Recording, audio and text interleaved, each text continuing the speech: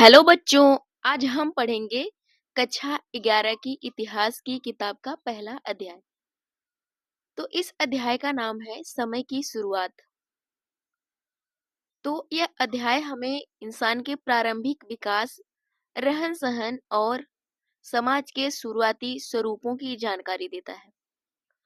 तो यह जो अध्याय है हमें इंसान के प्रारंभिक विकास, उनके रहन-सहन और समाज के शुरुआती स्वरूपों की जानकारी देता है।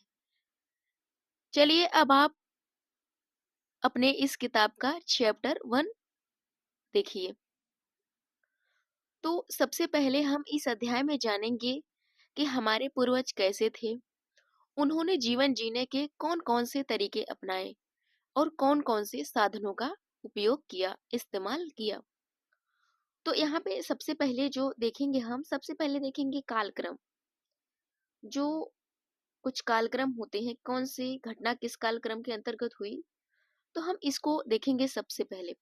तो सबसे पहले जब हम देखेंगे तो इसमें देखेंगे कि 6 लाख वर्ष पूर्व से 1 ईसा पूर्व तक के बीच की जितनी भी घटनाएं हैं, हम अच्छे से उन सब के बारे में जानेंगे। तो ध्यान से देखिए, इस चैप्टर में क्या-क्या मिलेगा आपको।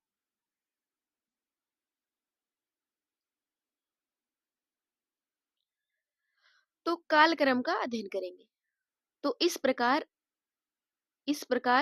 का कालक्रम पुस्तक के प्रत्येक सेक्शन में पाए जाएंगे। जो यह बुक है, इसके प्रत्येक सेक्शन में इस प्रकार के कुछ कालक्रम देखे जाएंगे और प्रत्येक कालक्रम को आपको विश्व इतिहास की प्रमुख प्रक्रियाओं और घटनाओं के बारे में बताएगा। आप इन कालक्रमों का अध्ययन कर रहे हो तो यह ध्यान रखें, राजाओं के बीच लड़े गए युद्धों की अपेक्षा उन प्रक्रियाओं और घटनाओं जिनके द्वारा सामान्य स्त्रियों और पुरुषों ने इतिहास को प्रभावित किया की तिथियों को अंकित करना कठिन है।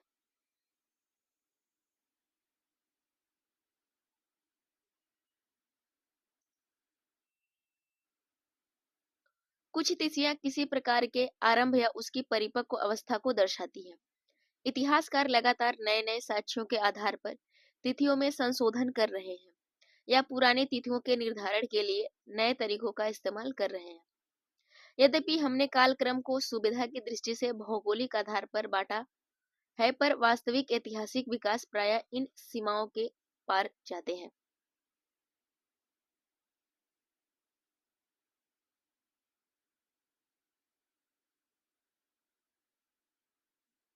सीमाओं के पार जाते हैं।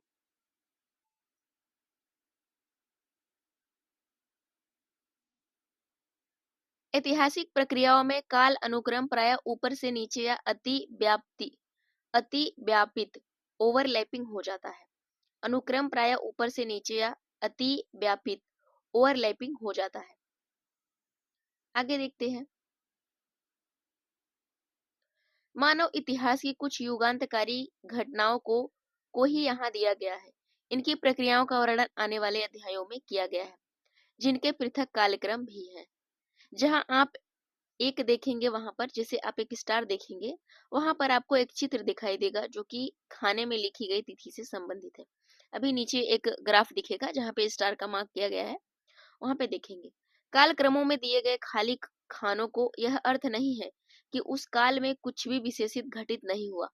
कभी कभी यह हमें बताता है कि हमें अभी तक यह पता नहीं है कि उस काल में क्या घटित हुआ। अगले वर्ष हम दक्षिण एशिया के इतिहास और विशेष रूप से भारतीय इतिहास का अध्ययन करेंगे।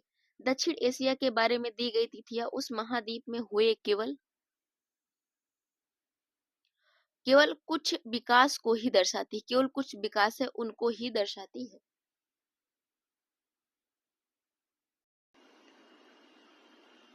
अब देखिए, यह कालक्रम मानव के उदय, पौधों और पशुओं के बसने की प्रक्रिया है, डोमेस्टिकेशन के बारे में प्रकाश डालता है।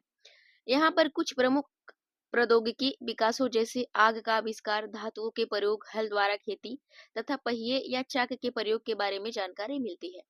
इस प्रक्रिया में नगरों का आविर्भाव और लेखन के प्रयोग के बारे में भी बताया गया है। आपको यहाँ पर कुछ प्राचीनतम साम्राज्यों का भी उल्लेख मिलेगा जिनकी विषय वस्तु विस्तार से कालक्रम में कालक्रम 2 में दी जाएगी। कालक्रम 2 में विस्तार से दी जाएगी।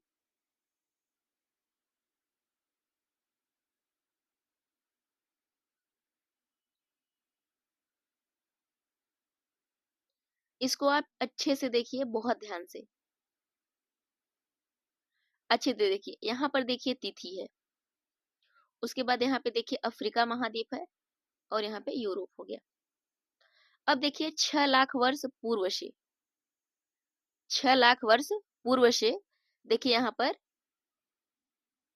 10 लाख, यानी कि 50 लाख वर्ष वर्तमान से पूर्व की बातें हैं। यहाँ पे देखिए, यहाँ पर देखिए अफ्रीका महाद्वीप की अगर बात की जाए, यहाँ पे देखिए ऑस्ट्रेलोपिथेकस, ऑस्ट्रेलोपिथेकस के जीवाश्म यानी कि वर्तमान में 56 लाख वर्ष पूर्व अग्नि के प्रयोग के साक्ष्य मिले हैं। वर्तमान में 14 लाख वर्ष पूर्व। तो इस समय जो है कि अफ्रीका महाद्वीप में ऑस्ट्रेलोपिथेकस जो मानव है, मानव की एक प्रजाति थी, उसके जीवाश्म देखे गए हैं, 56 लाख वर्ष पूर्व के हैं, जो कि अग्नि के प्रयोग के साक्ष्य दिखे हैं। हम देखें अगर वहीं यूरोप में तो कोई जानकारी नहीं प्राप्त हुई थी। अब आते हैं 50 लाख से लेकर 1,50,000।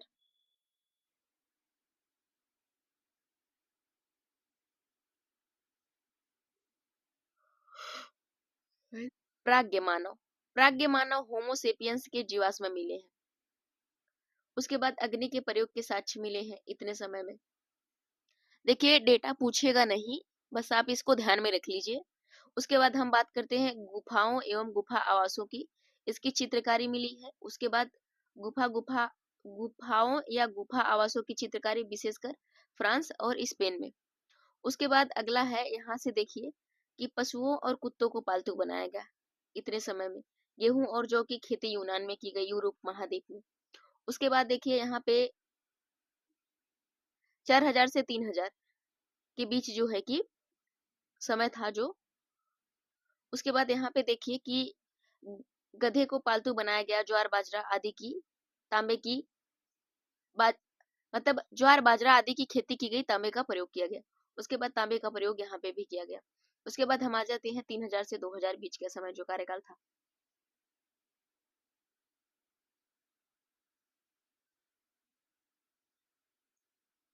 यहाँ पर देखिए आपको दिखेगा कि हल द्वारा कृषि, प्रथम राजवंशों, नगरों, पिरामिडों, कैलेंडर, चित्रात्मक लिपि और पैपाइरस का लेखन किया गया। घोड़ों को पालतू बनाया गया, पूर्वी यूरोप। यहाँ पे देखिए पूर्वी यूरोप की बात है। उसके बाद हम देखते हैं कि सीधे आ जाते हैं 1500 से 1400। कांच की बोतलों का प्रयोग मिस्र में किया गया। उसके बाद लिपि का प्रयोग, क्रीट का प्रयोग, यहाँ पे नगरों, महलों, कांसे का प्रयोग, कुम्हार के चाक व्यापार का इतिहास। उसके बाद देखिए हम देखते हैं, डायरेक्ट आ जाते हैं 900 से 800। पश्चिम एशिया के फोनेसियनों फोनेसियनों ने उत्तरी अफ्रीका में कार्थेज नगर की स्थापना की। भूमध्य सागरीय क्षेत्र में व्यापार का विस्तार, लोहे का प्रयोग हुआ। उसके बाद यहाँ पे देखिए एक चित्र दिया गया है।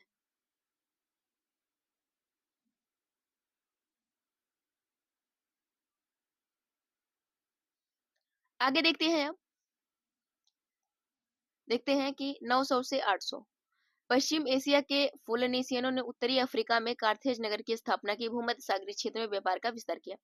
अगला है 800 से 700। लोहे का प्रयोग सूडान में किया गया। प्रथम ओलंपिक खेल यूनान 1776 ईसा पूर्व में खेला गया। उसके बाद 700 से 600 लोहे का प्रयोग मिस्र में किया गया। सिक्कों का प्रयोग यूनान में किया गया। रोम गणराज्य की स्थापना 1510 ईसा पूर्व में की गई। उसके बाद 500 से 40 ईसा पूर्व फारसियों का मिस्र पर आक्रमण किया गया। एथेंस में प्रजातंत्र की स्थापना हुई यूनान में। 400 से 300 मिस्र में सिकंदरिया की स्थापना 332 ईसा पूर्व में हुई, जो ज्ञान का प्रमुख केंद्र बना। उसके बाद आते हैं मकदूनिया मेसिडोनिया के सिकंदर ने मिस्र और मध्य एशिया के भागों को जीता।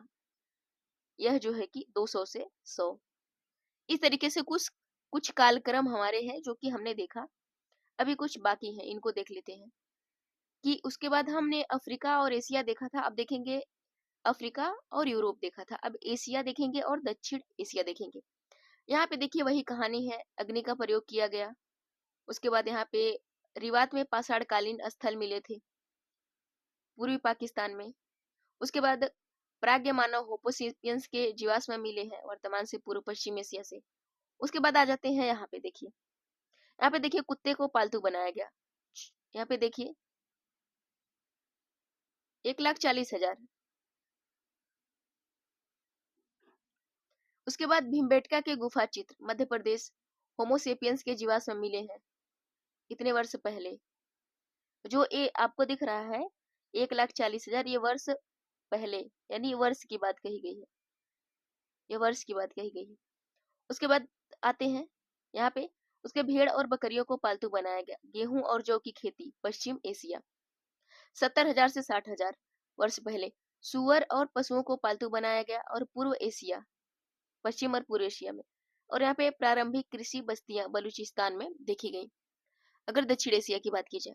उसके बाद देखते हैं हम 6,000 से 5,000 वर्ष पहले। तो कुक्कुट पालन, ज्वार बाजरा तथा अरवी याम की खेती पूर्वी एशिया में की गई, इसके साक्ष्य मिले। उसके बाद आगे देखते हैं, आगे देखते हैं कि 5,000 से 4,000 वर्ष पहले कपास की खेती दक्षिण एशिया, तांबे का प्रयोग पश्चिम एशिया। उसके बाद 4,000 से 3,000 कुम्हार के चाक का प्रयोग यातायात के लिए, पहिए का प्रयोग 3600 ईसा पूर्व, लेखन का प्रयोग 3200 ईसा पूर्व मेसोपोटामिया, कांसे का प्रयोग किया गया। हल कृषि नगर मेसोपोटामिया, सिल्क का प्रयोग चीन में, घोड़े को पालतू बनाया गया मध्य एशिया में, चावल की खेती दक्षिण पूर्व एशिया में। इस तरीके की कुछ जो है कि साक्ष्य मिले। उसके बाद देखते तांबे का प्रयोग किया गया दक्षिण एशिया में। हड़प्पाकालीन संस्कृति के नगर लिपि का प्रयोग लगभग 2700 ईसा पूर्व। उसके बाद देखिए यहाँ पे 1600 से 1500 नगरों, लेखन, राज्यों, सान राजवंश, कांसे का प्रयोग हुआ चीन में। लोहे का प्रयोग हुआ पश्चिम एशिया में। उसके बाद देखते हैं आगे, हम आते हैं 1100 से 1000 वर्ष पहले। एक कुहान वाले ऊंट को पालतू बनाया गया अरब में। ऋग्वेद की रचना की गई। उसके बाद यहाँ पे देखते हैं लोहे का प्रयोग महापाषाण, मिजोलिथ्स, दक्कन और दक्षिण भारत में किया गया। उसके बाद यहाँ पे हाँ ऊंट को बनाया गया। उसके बाद देखते हैं 600 से 500 साल पहले सिक्कों का प्रयोग तुर्की फारसी साम्राज्य 546 ईसा पूर्व। यहाँ पे देखिए ईसा पूर्व हो जाएगा अब, इसके बाद ईसा पूर्व। उसके बाद देखिए यहाँ पे जिसकी राजधानी पारसी पोलिस थी, चीनी दार्शनिक कन्फ्यूशियस लगभग 551 ईसा पूर्व। अनेक क्षेत्रों में नगरों और राज्यों की स्थापना, पहली बार सिक्कों का प्रयोग, जैन और बौद्ध धर्मों का प्रसार किया गया।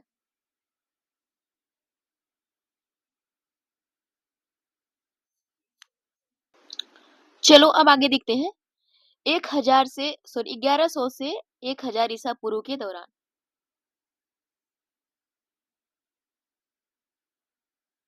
1100 से 1000 ईसा पूर्व के दौरान क्या क्या हुआ था कि यहाँ पे देखिए लोहे का प्रयोग शुरू हुआ था।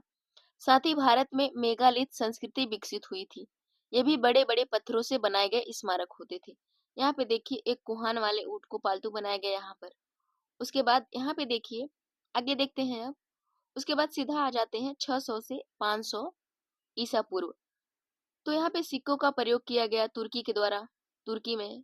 उसके बाद फारसी साम्राज्य 546 ईसा पूर्व, जिसकी राजधानी पारसी पोलिस थी। चीनी दार्शनिक कन्फ्यूशियस लगभग 551 ईसा पूर्व में देखा गया।